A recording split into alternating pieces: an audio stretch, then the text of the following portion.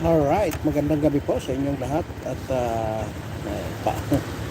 ganda ng ating title, ano, pauwi. Pero uh, madilim, ano. Pasensya na kayo, hindi nyo ako makita, madilim. Magandang gabi po. Ayan, mega love shout out po kay Mami Mercy Kalunod. Ayan, kay Nani Sanchez Vlog. Mega love shout out po. Tika lang, ayusin muna natin bago tayo mag ano, no.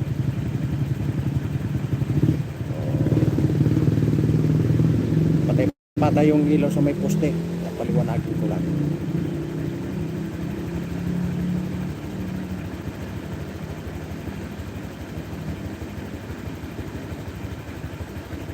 Tika lang po Ayan, magandang gabi po sa inyong lahat. Pagpalang umaga ay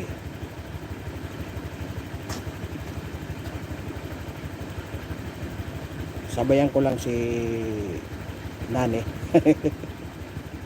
Ayan.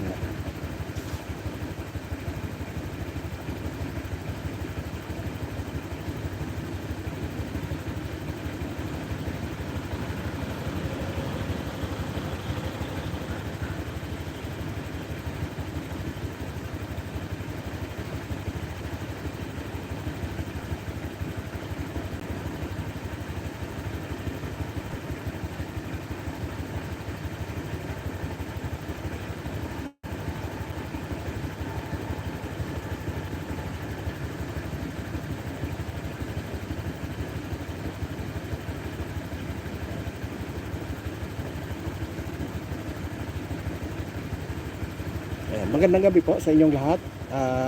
Mega love shout out po kay ayan, kay Nani Sanchez Vlog, kay Mami Mercy Kalunod, kay Ma'am Rosalina. Ayan, mega love shout out po sa inyong lahat. At kay Ma'am Annalisa, ayan, mega love shout out.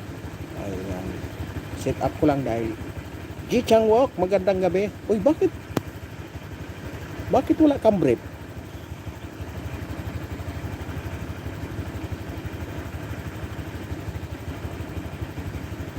Ayan, magandang gabi sa inyong lahat. Kay G Chang Walk, ayan, mega love shout out. Tika lang.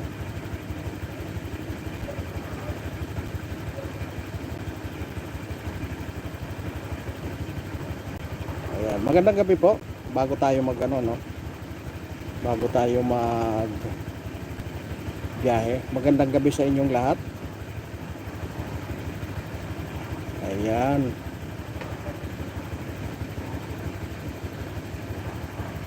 Naisipan ko lang mag-live habang nasa biyahe.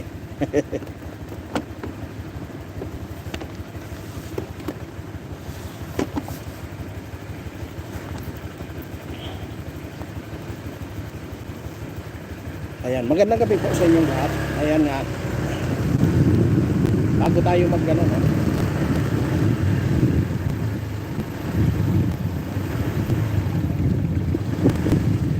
Nawawala ang ano. Alam niyo yung ano, dito ako ngayon sa may, bakit kailangan i-rotate?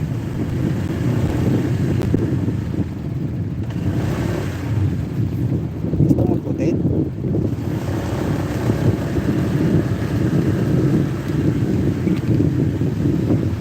Nandito ako sa may ano, sa may building ng sa likod ng DILG, sa building ng DILG. Ano tayo ng pauwi. Grabe ang traffic, oh.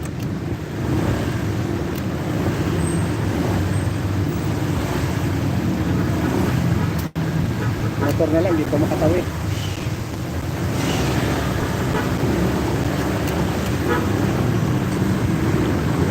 Grabe, oh.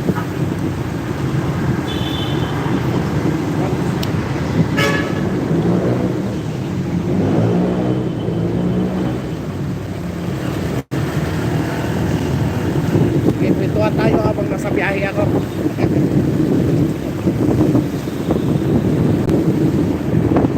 Ayan, dito ako sa may ano, Soler.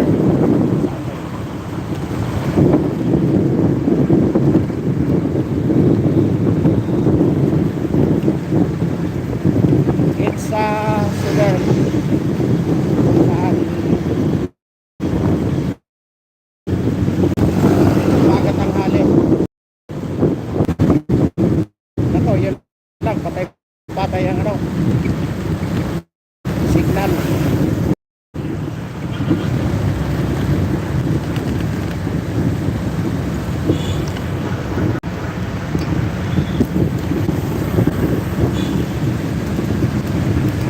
Ayan, magandang gabi po sa inyong lahat. Bago tayo magsimula, no? Mayroon lang akong ano, ah, saan bang ano nyo? Saan bang mga lugar kayo? Kasi gusto kong yan sa inyo, no? Yung at mga honorable na mambabatas, ano? Yung mga honorable natin na mambabatas kung saan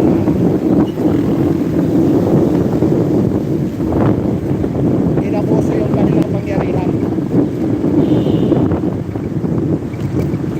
kung saan ito ang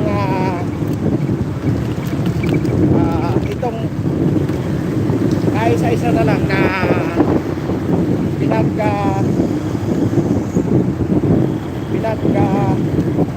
susumbungan natin. Ito ang larangan ng social media ay pilit na gustong patahimikin yung pumupuna sa atin sa pamahalaan, dahil unang-una yung mainstream media ay napatahimik na nila, no? Kung saan itong dapat na unang-unang mag-i-expose doon sa mga kabulastugan na pamahalaan, kung saan unang-una dyan yung PhilHealth na kinakalta sa atin ng ating mga private company, kung saan tayo ay namamasukan, tulad ko, tulad nyo, na naandun kayo doon sa namamasukan kayo sa isang kumpanya na iyon na lang ang tanging pag-asa natin, dahil wala tayong wala tayong maaasahan na tulong galing sa gobyerno pagdating sa kalusugan. Kasi nga may mga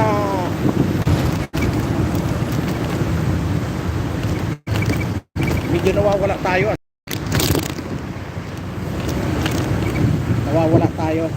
kaya pagpasensya nyo na.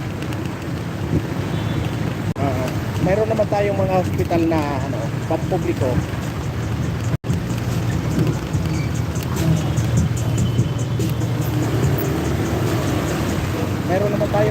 na pampubliko, pero ang nangyayari, kailangan pa tayong magpakaawa sa mga politiko para makapit tayo ng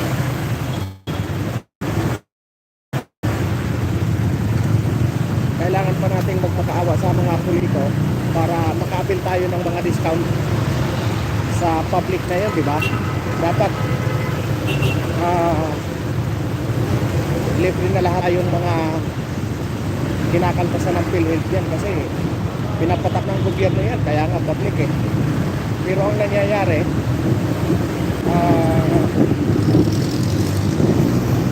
kailangan pa nating magpakaawa sa mga politiko para magkaroon tayo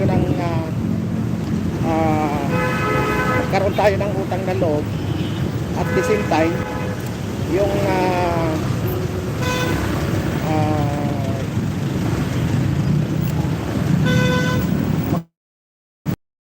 utang loob na magkaroon tayo ng utang na loob sa mga politiko, at the same time, ibilog nilang ano natin. Kaya nga, nagiging kurap na ang mga politiko. Kasi nga, unang-una, wala tayong ibang choice eh. Kung hindi lumapit sa kanila, magkakawa na makapit ng mga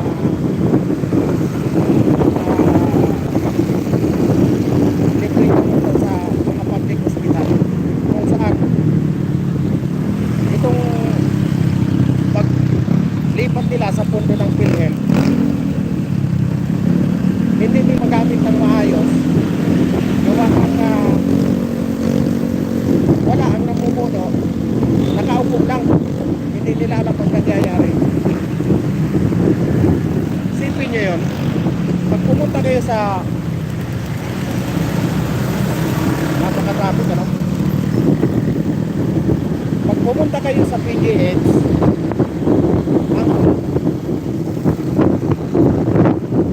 ang hospital ng PGH, makikita nyo doon, malunos-lunos ang nakapila para lang makapag-abit sila ng libreng gamot, ano? Libreng check-up. Malunos-lunos ang pila kung saan makikita mo doon. May mga isang linggo nang nandoon. May mga yung iba talagang makikita mong nandoon sa mga bangkita nakaupo. Naglatag ng karton para lang ma-relax yung kanilang katawan. Para lang mapagaling yung kanilang mga mahal sa buhay, ano? Tapos ito naman na mga namumuno sa atin.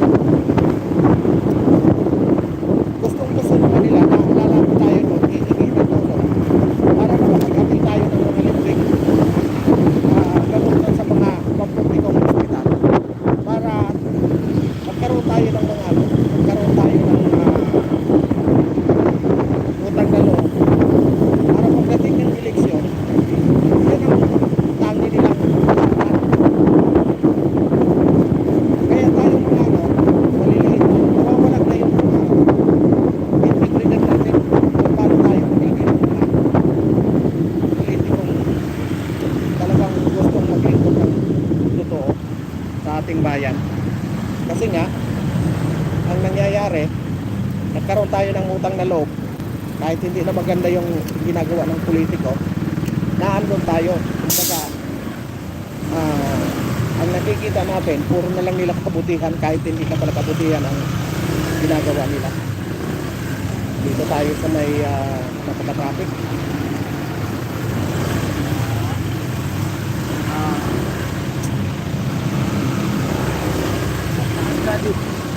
Kahit hindi na magawa kahit hindi na gumagawa ng dapat nilang gawin yung mga politikong ano, kasi nagkaroon na tayo ng utang na loob, wala na tayong nakikitang mali kung hindi kabutihan na nila, pero hindi natin nalalaman na pinaikot-ikot na lang tayo sa sarili nating pira, diba? Kasi isipin mo yung PhilHealth na yan, kanino ba yan? Kinaltas yan sa atin ng mga company na pinapasukan natin. Kaya nga makakasama ng loob na ganun na lang nila i-transfer yung pira natin na dapat magamit natin kalusugan ng ating pamilya. Wala na. Kaya ngayon ang nangyayari, pag magkabil tayo ng magpagkat tayo ng PhilHealth,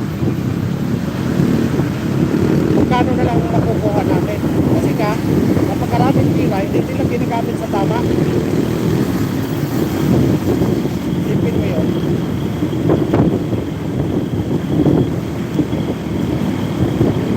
Kaya nga ang nangyari, nagiging ano tayo, parang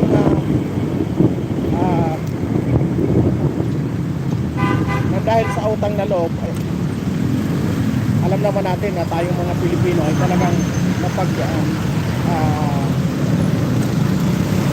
mapagtanim tayo ng kagandahan loob. Kaya nga, ang nangyari, pinaikot-ikot na tayo ng mga politiko. Pero hindi natin alam. Pero naman natin yung ginamit sa atin. Pinaikot-ikot na lang tayo. Kaya nga pagdating ng eleksyon, wala. Bulag na tayo sa katotohanan na yung mga politiko natin, wala naman talagang ginawa. Kung hindi, magpayaman lang sila doon sa kanilang sarili. Umupo doon sa opisina nilang napakalamig. No? Tapos pag darating tayo doon, para tayong mga tiwawa na nangihingi tayo ng konting tulong, napira naman pala natin yun, no? Kaya nga ang ano natin ngayon, saan pinapuso tayo ng mga congressman na ito, ito na lang ang pwede natin pagsumbungan, itong social media na ito. Gusto pa nilang kontrolin kasi nga ang gusto ng pamahalaan natin ngayon, wala sa kanilang sumita para tuloy-tuloy ng ligaya, maubos ang pira natin. Ang social media na lang ang tanging lumalaban sa pamahalaan na ito. Kaya nga ang nangyayari, wala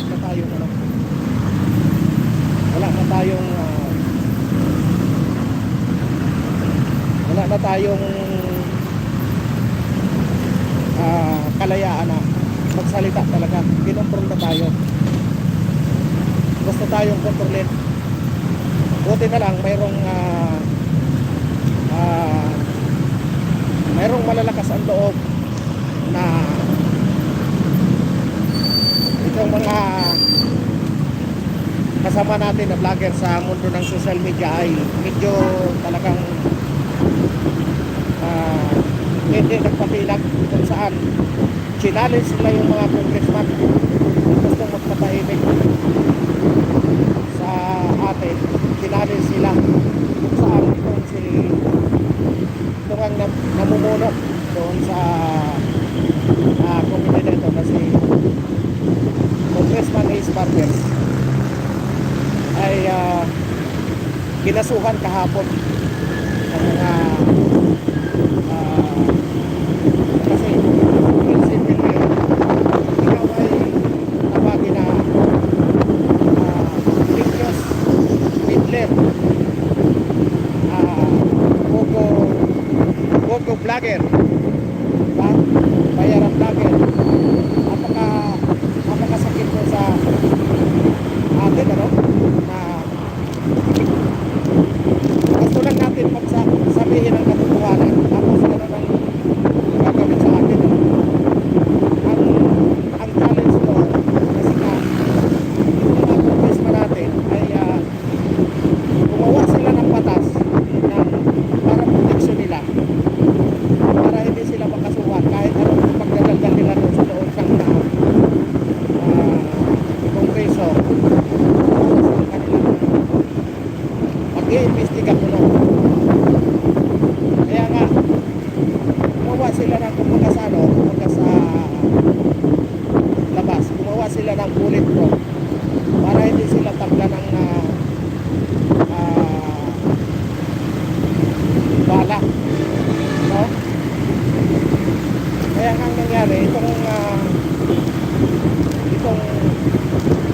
challenge na ito, malalaman natin ito kung talagang justisya natin dito sa Pilipinas malakas pa ang justisya dito sa atin sa Pilipinas. Kasi nga yun lang ang tanging natin, wala tayong maasahan kasi gobyerno na mismo ang unang lumabag sa mga karapatan ng tao. Hindi na nila inisip yung ano natin, yung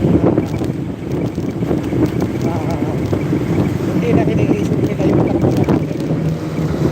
Ilang isang kaya sabi nga sa Constitution, diba?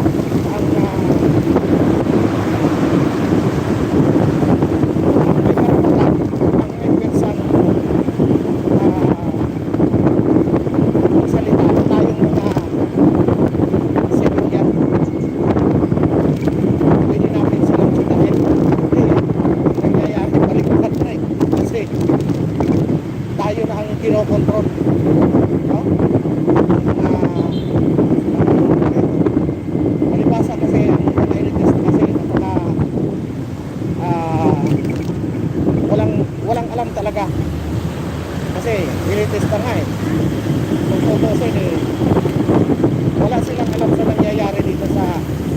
baba.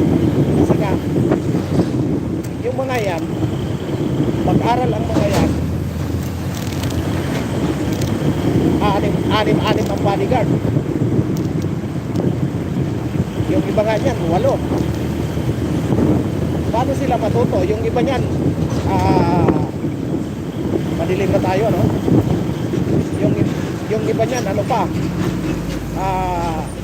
Homeschooling. Kaya nga, paano nila malalaman talaga ang tunay na nangyayari dito sa baba? Kung ang pinag-aaralan nila, puro papel. Di ba? Puro papel ang kanilang basihan. Kaya hindi nila malalaman ang nangyayari sa baba. Ang tunay na nangyayari. Kasi nga, pinag-aaralan nila puro papel.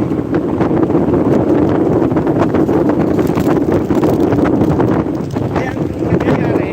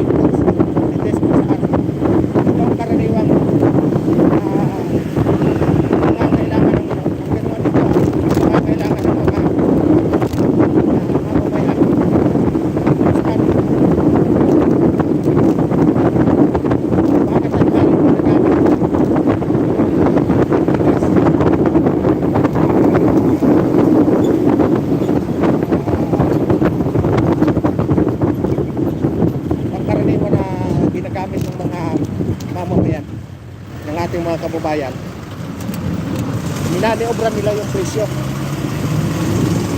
Kasi mayroon akong nataklasan na pwede naman palang ibenta yung bigas ng kung tutusin 39 kaya eh. Pero ano pa sa ibang araw yan. Dito muna tayo sa ninakaw sa atin na biruin mo dekada. Ako sa totoo lang, kinantasan ako ng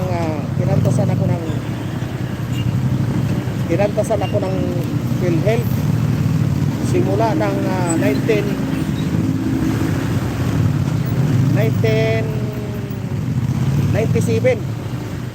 Dati ano pa, hindi pa PhilHealth yan noon eh. May iba pang tawag yun, Medicare yata yun.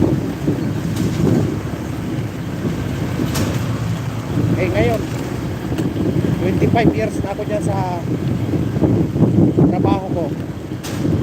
25 years na ako magtatrabaho. Buwan-buwan ako kinakaltasan ng PhilHealth.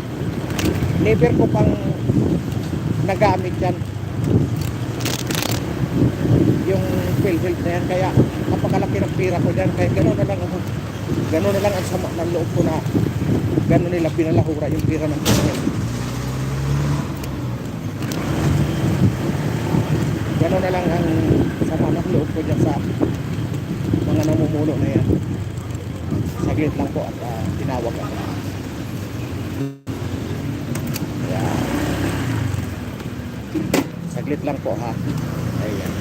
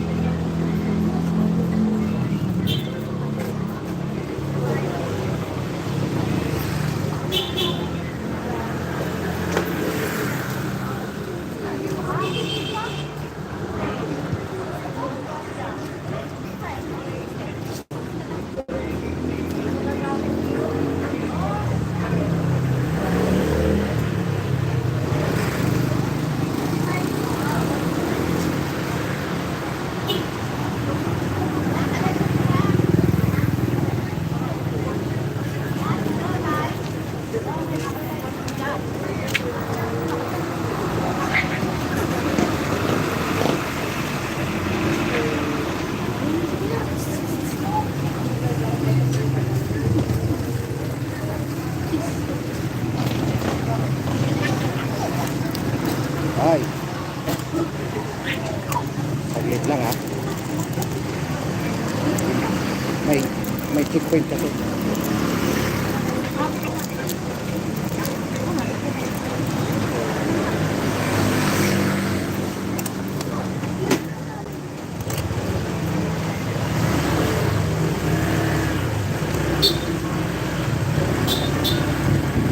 May checkpoint. Yan po ko lang.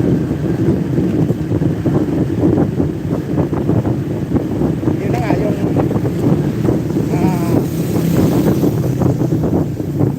nakakasama lang yung loob. Kasi sa tagal mong panahon binawasan ka, inisip mo na balang araw makakagamit ka ng libre na. Tapos ganun pang mangyayari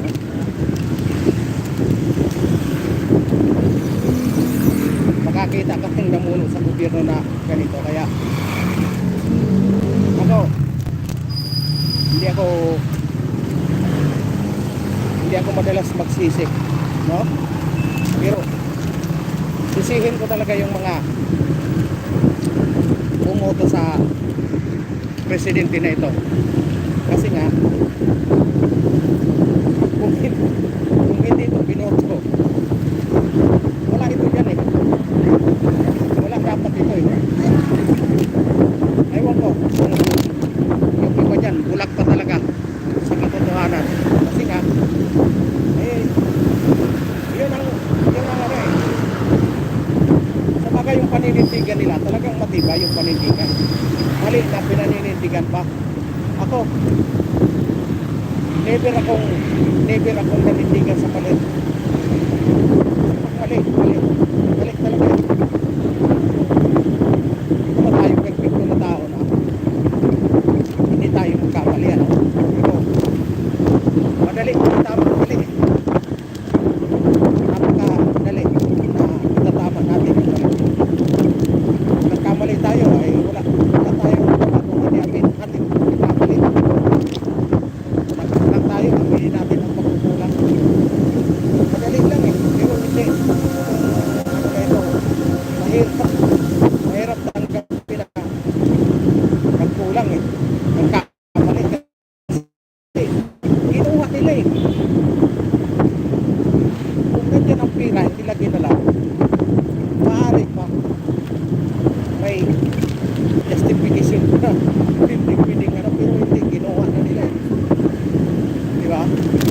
nanakaw na eh. Ano pang gagawin? Anong sabi sa Supreme Court? Isauli yung pira ng PhilHealth. Diba? Ibig sabihin talagang falsifikado yung paggamit, pagkuha nila sa pira. Bawal, illegal. Yun ang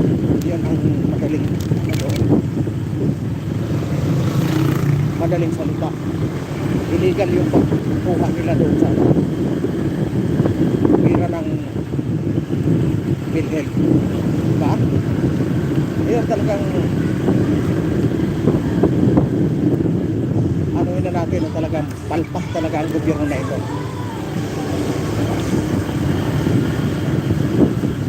Pangalawa, yung Maharlika. Anong nangyari sa Maharlika? Hanggang ngayon walang nangyayari. Pira pa din yun ng taong bayan, gawa ng binawasan yung sa SSS, binawasan yung sa hihinto muna ako para marinig ko. Yan, maliwanag dito, no? Yan, hinto muna ako kasi tahimik na dito eh, bago tayo dumiretso pa uwi, no? Yun sa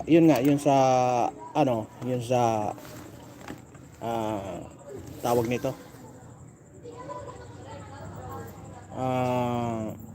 yun sa Maharlika Funds, kung saan walang nangyari doon sa kasi hanggang ngayon walang nakikita tayong unang-una pira ng SSS na andun din yung isa rin yung pira ko na nandoon. Pangalawa, yung GSIS, yung mga pira ng pangkaraniwan na empleyado sa gobyerno nandoon din.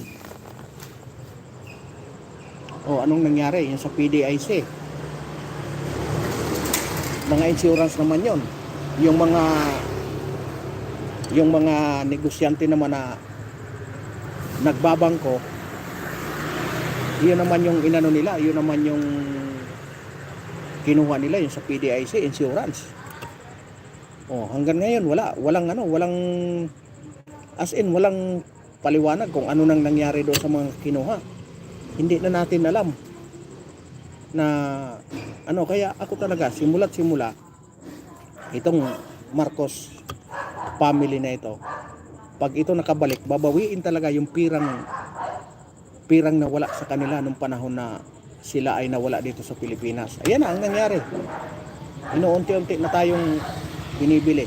Unang-una binili yung media. Para saan? Para hindi na magsalita laban sa kanila. Kasi simula't simula talagang binibira sila eh. Hindi sila matanggap ng mainstream media eh. Pero ngayon, anong nangyari? Parang himod with facts na, no? Wala ka nang marinig sa kanila na puro na talagang papuri na sa kanila lahat. Kasi nga ang nangyayari, busog na itong nangyayari sa atin sa panahon ngayon, ang ating kalaban, itong darating na eleksyon, ang magiging kalaban natin ang ating mga sarili. Alam niyo kung bakit? Pag kayo binoto nyo pa, alam nyo naman ang nangyari sa atin sa pira ng taong bayan. Iboboto nyo pa kung sino ang mga nakaupo ngayon. Talagang konsensya na natin ang kinalaban natin, sarili na natin ang kinalaban natin, kasi nga hindi pa tayo matuto kung saan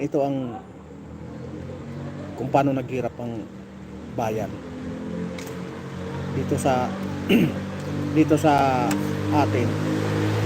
na mga nangyayari, alam naman natin kung paano pinaglaruan tayo, kung paano tayo winalanghiya ng gobyerno na ito, lalong-lalo na yung mga congressman. Kasi hindi magtatagumpay ang Pangulo kung hindi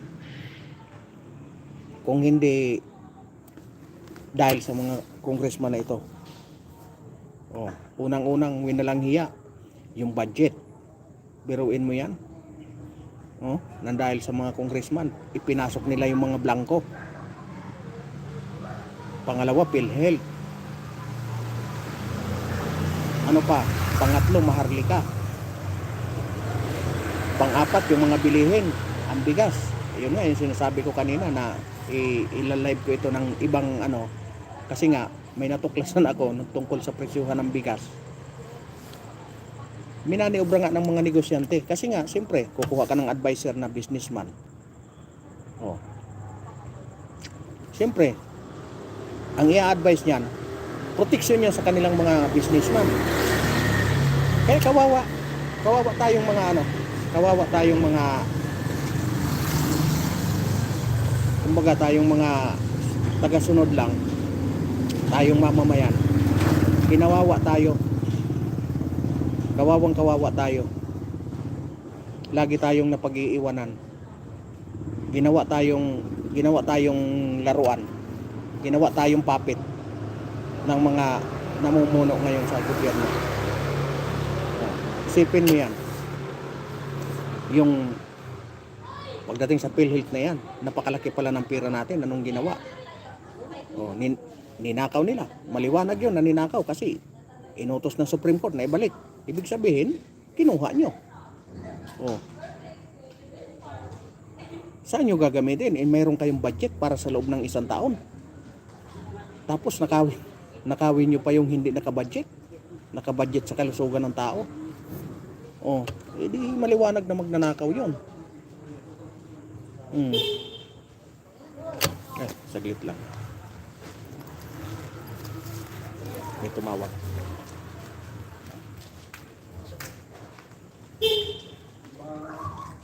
Meron na.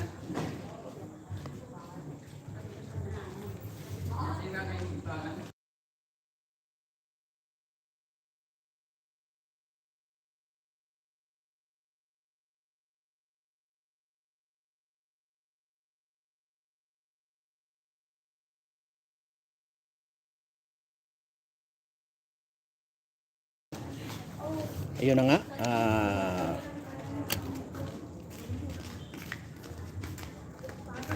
Jasmine Bisdakiros. Yan. Magpapaalam na ako, Ma'am Jasmine. Yan. Pero lagyan muna kita ng ano.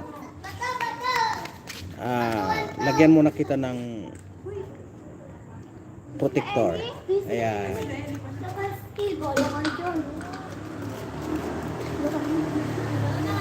Ayan. Maraming salamat sa iyo, Ma'am Jasmine. Ano? Maraming salamat sa lahat ng dumaan. Ano?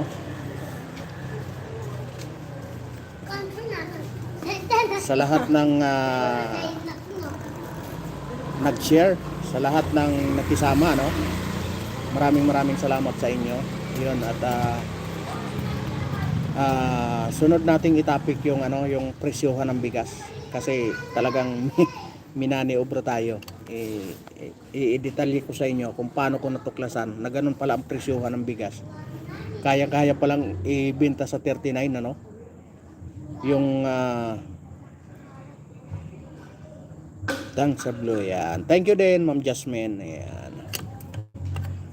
Kung paano minaniobra. Kasi nga, itong nagdaang linggo, mayroon kaming natuklasan. Mayroon akong natuklasan na yung bigas pala, sa mababa nilang halaga nakuha. Kasi nakuha ko ng mas mababa. Kung saan, kayang ibenta pala sa mas mababa. Oh. Kaya minaniobra tayo ng mga negosyante. Yun lang ang iano ko sa inyo, i-detalye ko sa inyo yung presyohan ng bigas, kung paano tayo minaniobra. Kaya yun lang, magpapaalam na po ako at maraming salamat, Ma'am Jasmine, ano. Maraming salamat sa lahat ng dumaan. Ayan, God bless us all.